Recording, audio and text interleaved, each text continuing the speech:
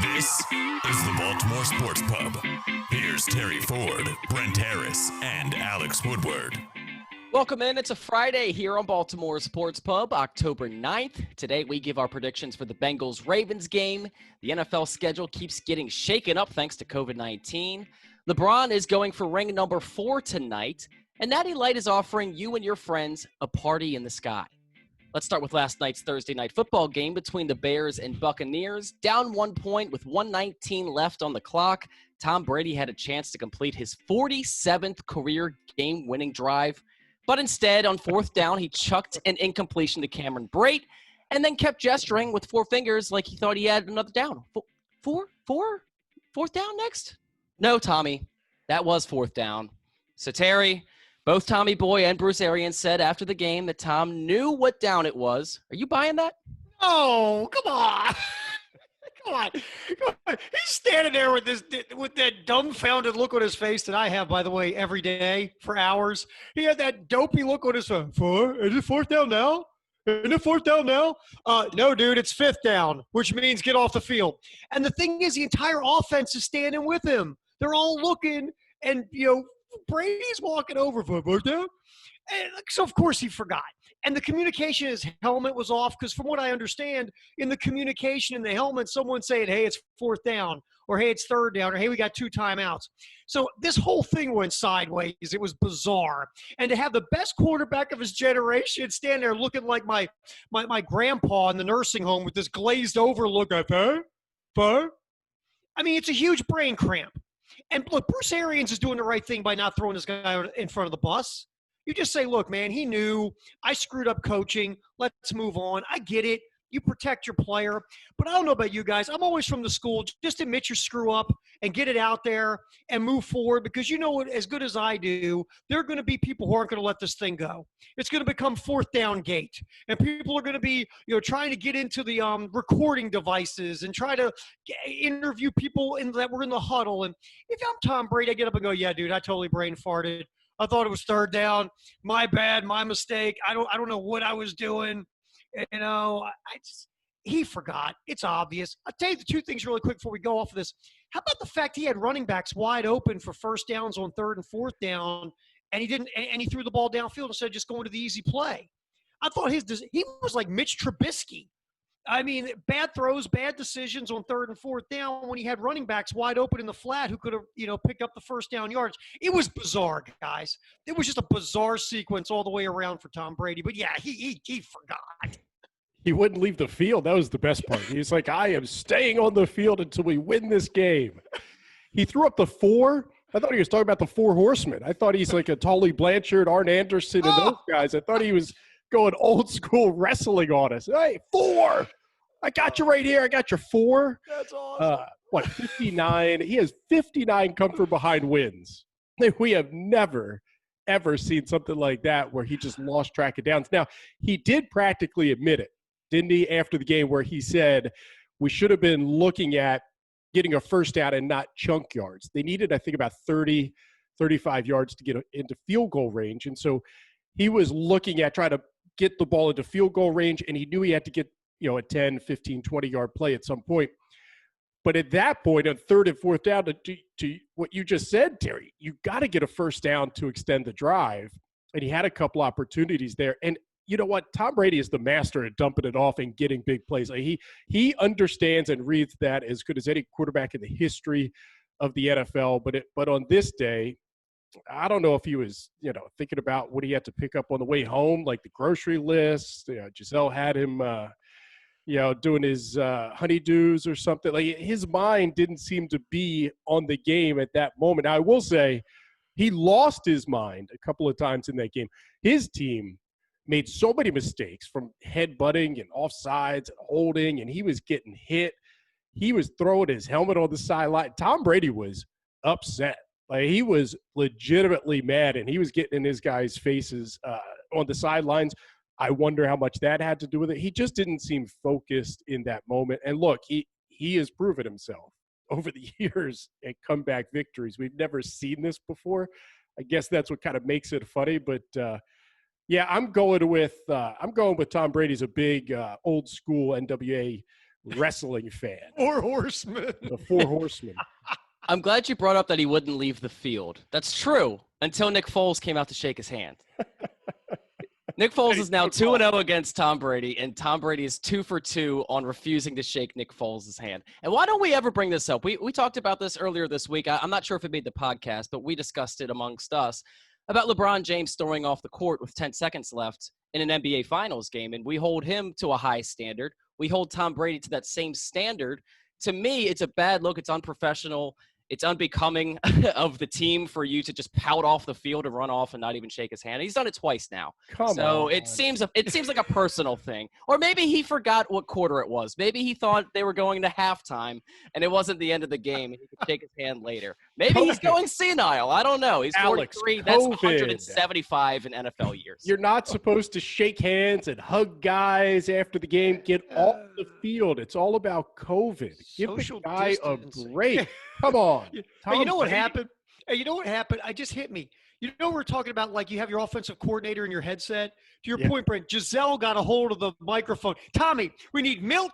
We need butter. Tommy, on the way home, avocado ice cream. Avocados, get the ice cream. Tommy, I've got a list. Tommy, I mean, look, Tom Brady is the greatest quarterback of his generation and one of the greatest quarterbacks of all time. And he's gotten a ton of love and a ton of compliments. He deserves criticism last night. That's unacceptable. Fellas, it's unacceptable. You can, and there's no excuse. You can't forget what the hell down it is. You can't do it in the first quarter, but you sure can't do it on the drive that could win you the football game. And I thought Brady got the ball at the end. They're right where they want to be. They just came off that big comeback against the Chargers. They're going to go down the field like butter. And they're going to go down there, kick the game-winning field goal. They'll carry Brady off the field or whatever. And he's like my Uncle Boyd in assisted living. I mean, Brady was like glassy-eyed. He didn't know what the hell was going on. By the way, there was a call towards the end of that game, the hit on Nick Foles that would have forced it, if they had not thrown the flag, would have forced a punt from the back of the end zone. It flipped the field. It sure did. And it gave Chicago a chance to win the game. I think it was one of the worst calls. I mean, it was a clean hit. And then later we saw another the other clean hit that ended up being the fumble where they didn't make the call. First there was a flag and then they picked it up. They should have picked the flag up at that point because that was a clean hit. Well, you know, Brent, and I'm with you. I think those hits are just ridiculous that they throw the flag. But you know how this is. The minute the quarterback's headgear in any way gets shuffled by the hit and the defender's helmet is anywhere near that neck area, they whip the flag out all the time. I'm with you. That's a clean hit. That's not a head-to-head, helmet-to-helmet, launching. But the minute it happens today in the NFL, the flags come out. But I'm with you. I thought that was a good hit. I don't think was it Shaq Barrett? I think it was Shaq Barrett. It was Shaq. I thought Shaq Barrett was the one that hit Foles. I thought that was just a good, clean football play. But I watched the replay, and the minute you see Foles' head move, you're like, there you go, another one of those. His head moved because he was hit so hard. It had nothing to do with hitting the helmet. No contact to the helmet at all. But no, you got to understand, it wasn't. But when the helmet of the defender is anywhere in that region around the shoulder neck area, they throw the flag. Look, I don't like it either. You only like it if you're a Bears fan. Anybody else thinks it's garbage. But that's the NFL today, man. The minute that defender is anywhere near from the shoulders up, even if it's a good hit, and the headgear or the head moves of the quarterback's yelling for flags. Everybody wants to throw flags. I'm with you, though. I didn't like the call either. But I'm just saying that's the NFL today. Here's the deal. You get hit at 125 miles an hour, your head's going to be here, and your body's going to be over here. Inertia. You just get thrown in one direction. Whiplash. Great hit.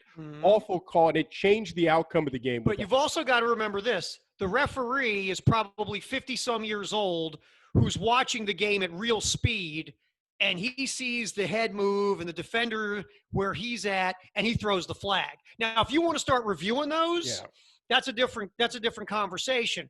But in real time, that old dude or that middle-aged guy or whatever, the game's going, like you to your point, 150 miles an hour. He sees this thing in a split second and throws the flag. I thought it was a bad call too.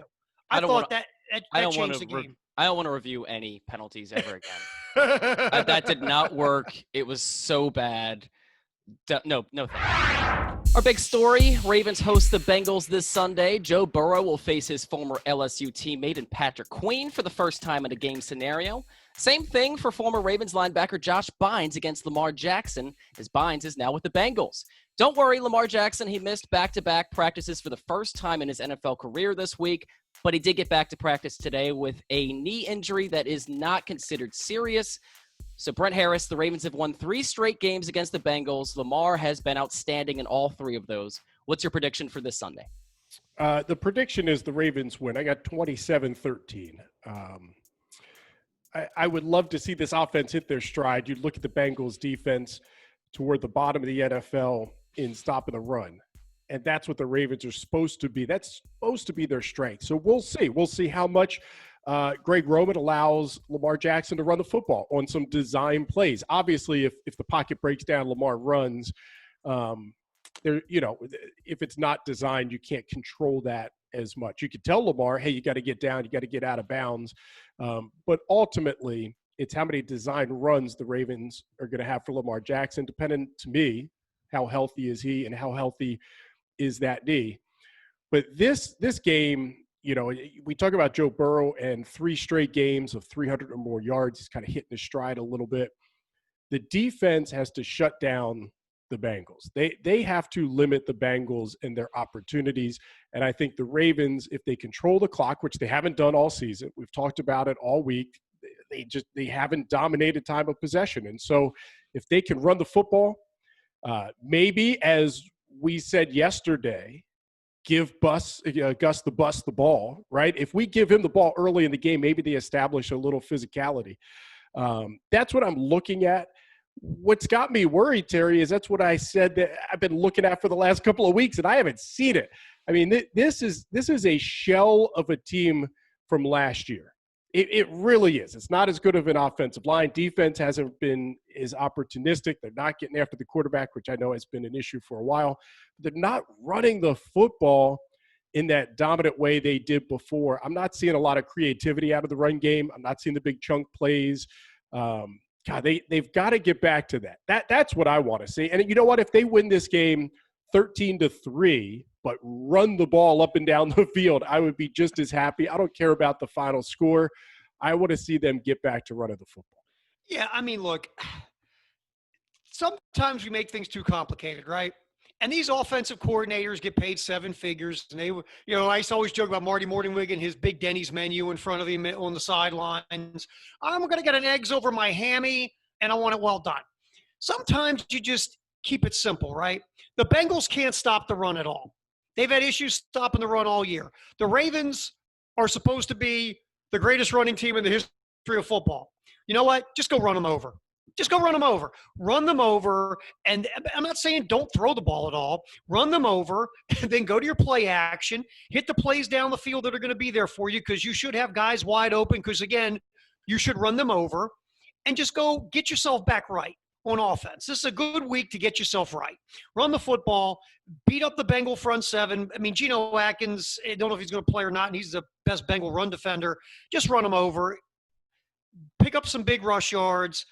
Take your shots passing the football when you have it. Walk out of there with a nice 29-17 win. My one concern, though, defensively, the misdirections and the screens and the stuff that the opposing teams are doing to the Ravens linebackers and all that stuff in the passing game that's been working the last couple of weeks, the Bengals have the guys who can do that. So that's a little bit of a concern. But overall, if the Ravens are smart, go back, run the ball, do what you do best, win 29-17, because the Bengals have been in every game. They're not getting blown out. But I think the Ravens can win a nice little comfortable 2-score affair. But run the ball. Just get back to what you do and get right this week. 17 straight games with a turnover. That's what the Ravens have right now. I expect another game, 18 straight with a turnover. Marlon Humphrey's been ridiculous as far as knocking the ball loose, making picks. Marcus Peters is one of the greatest in the league at getting picks. I'm looking at the pass rush. We haven't seen it so far this year, not to our liking at least. They've been sacked the second most out of any team in the NFL. if you can't generate a pass rush against this Bengals team, we are in serious trouble right now. So I'm looking for them to get after Joe Burrow, make him uncomfortable, make him make a dumb throw or get a strip sack and force a turnover. So you don't have to make it a close game because you said it. The Bengals have been competitive this year. They should not be in a game against the Ravens. When you look at this team from top to bottom, I mean, there's clearly a step above as far as talent goes. So come out, like you guys said, establish the run, get that play action game going, and make plays on defense. That's where this game really is determined there. And I'm looking at Anthony Averett as well, because we know about Marcus Peters, Marlon Humphrey, Jimmy Smith, Chuck Clark. All those guys are good in coverage. Anthony Averett's been getting picked on. So it doesn't matter if it's Tyler Boyd, T. Higgins, or A.J. Green. Whoever Anthony Averett is opposite of, they're probably going to be throwing it that way. Yeah, and by the way, Joe Burrow's been hit 30 times this year. Yep.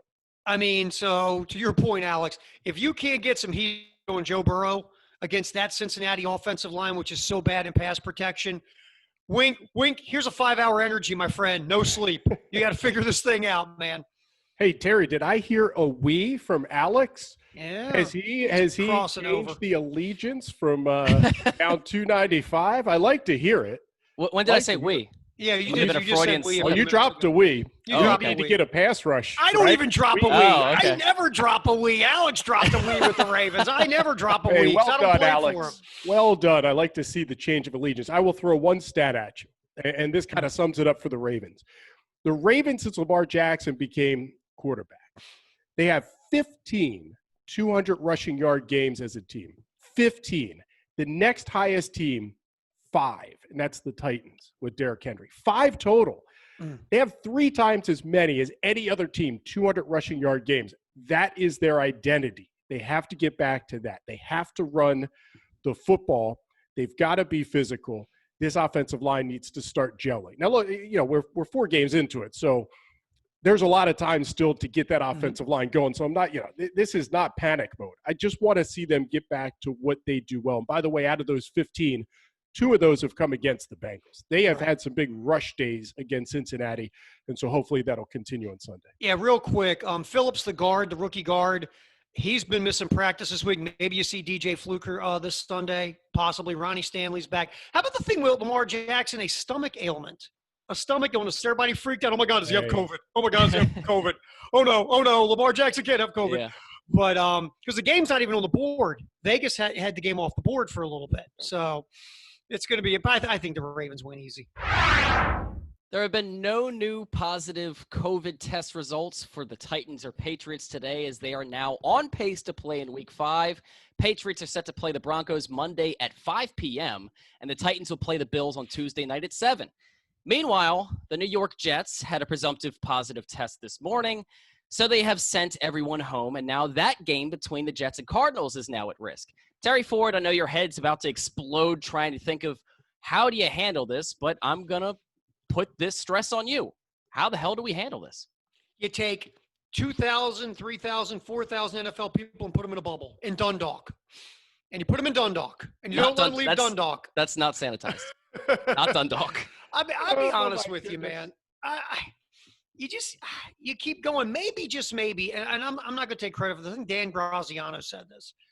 Maybe you add an extra week to the end of the season, and you might have to move some of these games there and push everything else back.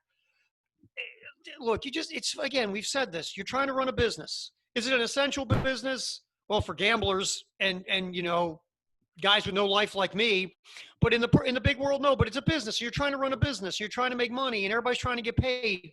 So you just keep going forward. But at some point, Brent, this, juggling the schedule gets more and more difficult, and you might have to. Hey, look, Major League Baseball played 60 games. The NBA put a bunch of dudes at Disneyland and left 10 teams or 8 teams and said, screw you can't show up. The NHL shot off in 2 different places and ran some convoluted thing they did. Everybody's making allowances because this is not normal. The NFL is going to have to eventually make allowances, and it could be adding a week or 2 to the season to catch up with these games. If you want everybody to play 16, you might have to add to the end of the season. Yeah, I mean, look, I pulled out my Joe Flacco jersey, ready to sit down and watch the Jets, the resurgence of Joe Flacco getting those guys into the win column. By the way, a backup quarterback for the Jets hasn't won a game in like 173 years. But when it comes to the odds, Joe Flacco beats the odds. And so now I'm a little upset because now I'm not sure what I'm going to do. I thought I was going to sit down and watch a Jets game, which I thought I'd never say. By the way, did you see Major League Baseball just did another round of COVID tests, and they released it is now 40 days since they have had a positive test. 40 days. And again, not only playing in sort of that, mini bubble, but they were still traveling, right? So there was still the opportunity for something to break out there. But over the last, month and a half now, they haven't had any. And even in this playoff format, and again, there's sort of mini bubbling, right? But it's still not 100%. So whatever they're doing is certainly working as well. But you make a great point. You can look at the other leagues and take that example. And how often did we say it a couple of months back that the NBA, the NHL, the WNBA, everybody was doing all these things to avoid any outbreaks, and the NFL had the luxury of sitting back, right? Like, I'm the NFL. I'm going to wait and see what happens. And I'm going to take what you did. I'm going to make it better, and we're the NFL. The only bad thing is if we push the season back a week or two, I've already got flights and hotel rooms.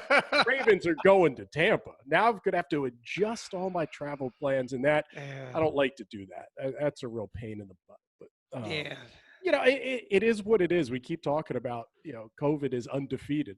I'm not shocked. I don't think any of us are shocked as we see more and more teams coming up with cases. Again, when it gets to multitude of teams, how's the NFL going to deal with it? They've already moved around a half a dozen to a dozen games at times, locations, bye weeks have switched. So they're going to run out of that option at some point. Our dumb story today, it's Natty Light. They're turning into Natty Flight. They're now running a promotion for one lucky person and their 21 and over friends to go on a private plane to party in the sky, guys. How does it work? Here it is, straight from their announcement. One lucky fan and their 21-plus friends will get the chance to ride luxuriously with the perks and convenience of flying private, but will all be taken to the next level on a Natty aircraft. Nattified aircraft, excuse me. The private jet comes equipped with TVs, gaming systems, comfort food, and decked out with Natty Light merch. The best part is that they don't even have to worry about packing a bag, fellas, because this plane is taking off and landing back at their local airport. A party flight to nowhere. Terry Ford, are you in? The young Terry Ford's all over this. Young Terry Ford. This is made for young Terry Ford. Terry, how many flights have you taken to nowhere? I bet you it's a lot. Oh, trust me, many. Talk about this would be the flight where everybody joins the Mile High Club. Just saying, everybody joins the Mile High Club. I am the invitations that go out here. There'll be obviously more females than males.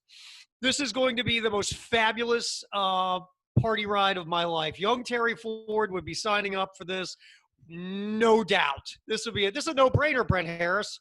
No-brainer. I'm not even having the after 8 o'clock. There's the no clothes rule. Oh, this is a nutcase party for young Terry Ford. It said that there's going to be like some food, a nice buffet spread. I got to look. A Natty Flight is not going to be lobster and steaks. It's going to be like Doritos and Funchies and wings. Your favorite? Is it You'll have wings? No, I don't know. Yeah, I'm just guessing. I'm assuming they have wings. I'm assuming they have wings. Don't do that to me. I don't even know if it's at the level of wings. I don't even think that Natty Flight gets to that level. Now, if I don't have to go through security, I'm in. That's great. Like, I'm all about the conveniences. What are you bringing on that plane? I don't know. You don't want to go through security. What are you bringing on the plane? First of all, Brent's checking the menu. Yeah. Oh, Cole, there's no filet mignon. Screw you. And now Brent's like, I don't want to go through security because I have grenades in my pants. What the hell is up with you? Here's the deal. The flight goes nowhere. You return to where you got on the flight, and I can just walk down the street to Roddy's, and I could get a 30-pack for like $6.99. I think that's still the price on Natty. So, what's the interest in this? Why am I going to go all the way down to party in BWI, the go sky. through security just to go up into the air so I can drink Natty Light? Come on. You've crossed the bridge, old man. You're officially an old man. Oh, my God. You have crossed the bridge. Oh, wow. Well, that's the problem. He's looking at the menu. He's like, do they have hot or cold towels? If it's cold, I don't want to go. I only like hot towels. Like, what the hell's wrong? You know, I have like 2 or 3. I'm going to fall asleep anyhow. Do you have my time sleeping in the air? Do you have PBS available on the TVs? I want to watch Downton Abbey. Oh my God, what's happened to you? What's happened to you? The warm towel sounds. You're gonna forget how many downs there are here in a minute, there, old timer. Oh my God.